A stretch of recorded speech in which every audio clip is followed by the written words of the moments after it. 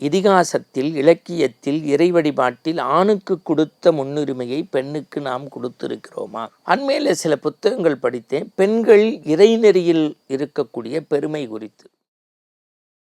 இதை நம் ஆழமாக சிந்திக்க தவறிவிட்டோம். நீங்கள் சைவ களஞ்சியம்னு சொல்லக்கூடிய பெரிய புராணத்தில் 63 நாயன்மாருடைய பெருமை பேசப்படுகிறது. அதில் எத்தனை பெண்ணடியார்கள்னு சில பேர் கேட்டுட்டாங்க. நான் ஒன்றே ஒன்று சொல்கிறேன், 62 பேரும் நின்று கொண்டிருக்க ஒரு அடியார் மட்டும் அமர்ந்திருக்கிறார். அவர்தான் காரைக்கால் அம்மை. அதுவும் எம்பெருமான் சொல்கிறான், என் மேலே இப்படி அடவற்ற புனித அன்பு செலுத்துகிறாங்களே, இவங்க யார் தெரியுமா? எம்மை பேணும் அம்மை கான். யார்கிட்ட? பார்வதி தேவிட்ட. உலகத்துக்கு தாய் தகப்பன்னு சொல்கிற சிவனுக்கும் பார்வதிக்கும் அம்மான்னு கூப்பிடக்கூடியது. அம்மா தான் உலகத்தில் சிறந்தது.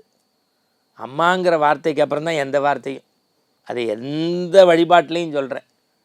அந்த அம்மாங்கிற வார்த்தையை புனிதப்படுத்தினாரே அந்த சிவன் சொன்ன அம்மா காரைக்கால் அம்மையாருக்கு உறுதியது.